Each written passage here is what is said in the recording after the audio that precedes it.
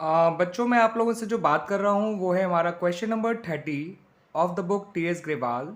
Chapter का नाम है रिटायरमेंट ऑफ पार्टनर और जो एडिशन मेरे पास है बुक का वो 2022 है। क्वेश्चन नंबर 30 की मैंने इंपॉर्टेंट इन्फॉर्मेशन जो है आपके सामने लिख दी है। स्क्रीन पे आपको दिखाई दे रहा होगा बच्चों को। सी और डी दो इक्वल पार्टनर हैं।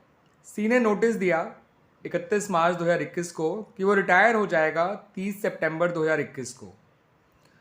तो according to the partnership deed उसको क्या क्या मिलेगा देखिए।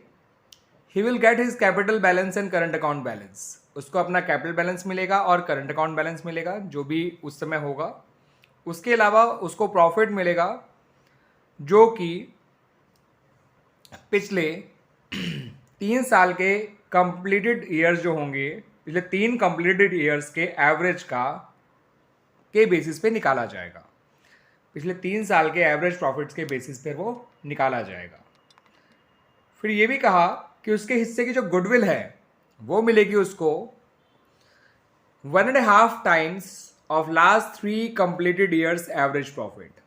तो उसको जो गुडविल मिलेगी वो भी पिछले 3 साल के एवरेज प्रॉफिट का 1.5 टाइम्स होगा। ठीक है बच्चों। उसके अलावा आपको इंफॉर्मेशन दे रखी है कि सी के कैपिटल बैलेंस जो 30 सितंबर को जब वो रिटायर हुआ तो वो 6,000 रुपये था। उस दिन उसका करंट अकाउंट बैलेंस भी था 500 रुपये। और पिछले 3 साल के प्रॉफिट्स जो कि सी का प्रॉफिट निकालने में भी काम आएंगे जितना उसने इस टाइम काम किया इन महीनों में, और साथ साथ उसकी गुडविल निकालने में काम आएंगे। वो तीनों साल के प्रॉफिट्स दे रखे हैं, ₹2800, ₹2200 एंड ₹1600। आपसे कहा गया है क्वेश्चन में you have to determine the amount which is due to C. ठीक है बच्चों, यानी सी को कितना अमाउंट दिया जाएगा या उसके लोन में जो ट्रांसफर किया जाएगा फाइनल बैलेंस उसका वो कितना है। ठीक है बच्चों, आपको ये बताना है। अब आइए देखते हैं इसके सॉल्यूशन को। तो देखिए बच्चों, पिछले 3 साल का एवरेज प्रॉफिट कितना निकल कर आएगा।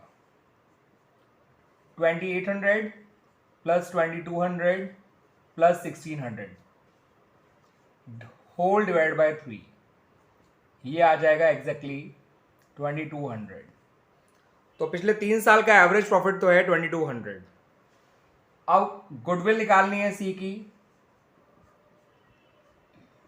तो वो निकल कर आएगी एवरेज प्रॉफिट इंटू 1.5 या 3/2 ईयर्स परचेज कह दीजिए आप। 1.5 टाइम्स को हम 3/2 भी कह सकते हैं। 3/2 टाइम्स का ये 3/2 ईयर्स ऑफ परचेज इंटू सी का हिस्सा जो कि 1/2 है।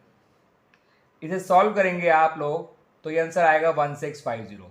तो सी के हिस्से की गुडविल तो हो गई 1650। अब सी का प्रॉफिट कितना होगा वो भी देख लेते हैं। ठीक है बच्चों, तो सी का प्रॉफिट होगा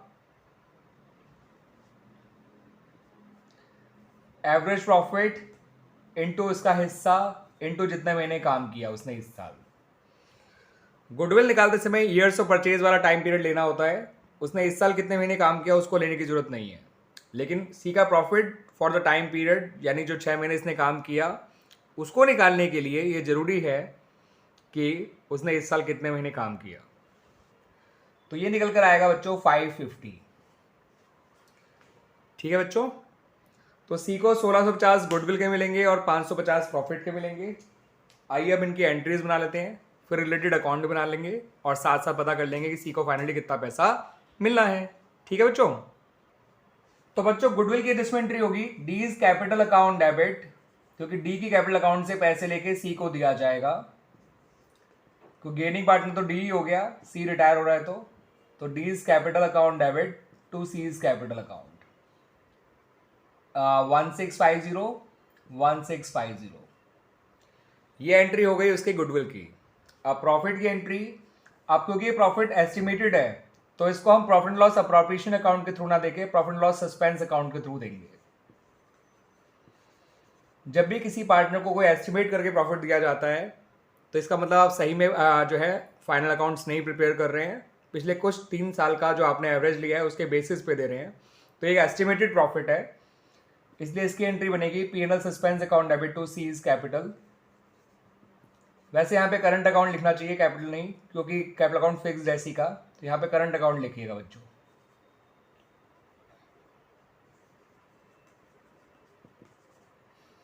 550, 550। अब आइए बच्चों सी का कैपिटल अकाउंट और करंट अकाउंट दोनों बना लेते हैं। पहले करंट अकाउंट बनाइएगा और फिर कैपिटल अकाउंट बनेगा, ठीक है बच्चों। तो आइए बच्चों सी का करंट अकाउंट देख लेते हैं। सी का करंट अकाउंट का ओपनिंग बैलेंस डेबिट बैलेंस था, इसलिए इसको लिखा जाएगा टू बैलेंस ब्रॉट डाउन, जो कि है 500। अब सी को प्रॉफिट मिला, वो भी सी के करंट अकाउंट के क्रेडिट साइड में आएगा। सी को गुडविल मिली, वो भी सी के करंट अकाउंट के क्रेडिट साइड में आएगा। तो बाय डीज करंट अकाउंट, अगर एंट्री में मैंने डीज कैपिटल लिखा है तो आप बच्चों ठीक कर लीजिएगा उसको। बाय डीज करंट अकाउंट लिख रहा हूं मैं यहाँ पे, तो एंट्री बनेगी D's current account debit to C's current account. तो मैं सी का करंट अकाउंट तो कर दिया था कैपिटल से, डी का कैपिटल अकाउंट ही लिखा रह गया था, तो आप ठीक कर लीजिएगा उसको। लिखिएगा एंट्री को D's current account debit to C's current account 1650 by profit and loss suspense account 550। अब देखिए बच्चों सी का जो ओपनिंग बैलेंस था वो तो आपका क्या कहते हैं डेबिट था, मगर क्लोजिंग बैलेंस जो है वो क्रेडिट निकल कर आएगा, आप देख भी सकते हैं। 1650 और 550 होता है 2200, 2200 और 500 माइनस कर देंगे तो इसका फाइनल बैलेंस निकल कर आया 1700 क्रेडिट, जो कि कैपिटल अकाउंट में ट्रांसफर कर दिया जाएगा। टोटल दोनों 2200 लिख दीजिएगा बच्चों। और इस तरह से हमारा सी का what you call current account complete हो जाता है। अब बात करेंगे सीज कैपिटल अकाउंट की, ठीक है बच्चों। जब सी का कैपिटल अकाउंट बनाया जाएगा तो उसका ओपनिंग बैलेंस क्रेडिट बैलेंस था, वो यहाँ लिख दिया जाएगा बाय बैलेंस ब्रॉट डाउन। जो उसको हमने करंट अकाउंट का फाइनल बैलेंस ट्रांसफर किया है वो यहाँ आ जाएगा बाय सीज करंट अकाउंट। ये हो गया 1700। अब उसका फाइनल बैलेंस उसके लोन में ट्रांसफर कर देंगे, बिकॉज कहीं कहा नहीं गया कि उसे हम पे ऑफ कर रहे हैं, तो जब तक किसी पार्टनर को पे ऑफ ना करा जाए तो पैसा लोन अकाउंट में ही रहता है। 7700, 7700। इस तरह से आपका बच्चों ये कंप्लीट हो गया, ठीक है बच्चों। सी का कैपिटल अकाउंट आप चेक भी कर सकते हैं। Final amount due to C is ₹7700 and the question is complete, ठीक है बच्चों। ध्यान रखिएगा काफ़ी अलग तरह का क्वेश्चन है, ये हेडिंग कहलाती है retirement during the year, retire और पार्टनर ड्यूरिंग द ईयर। तो अगर कोई partner during the year retirement लेता है तो उसका जो प्रॉफिट है इसी तरह से निकाला जाता है जैसे मैंने यहाँ निकाल के दिखाया। गुडविल तो चाहे वो रिटायरमेंट ड्यूरिंग द ईयर हो, चाहे at the end of the year हो, चाहे बिगनिंग ऑफ द ईयर हो, वो सेम ही रहने वाला था। बस प्रॉफिट का ध्यान रखना था, जो टाइम बेसिस के हिसाब से 6 महीने का निकाला गया, because he has worked only for 6 months in this particular year. Clear बच्चों। और फाइनल बैलेंस जब कुछ कहा ना जाए तो हमेशा उसके लोन में ही ट्रांसफर किया जाता है, इस बात को भी ध्यान रखिएगा बच्चों, ठीक है बच्चों। Thank you.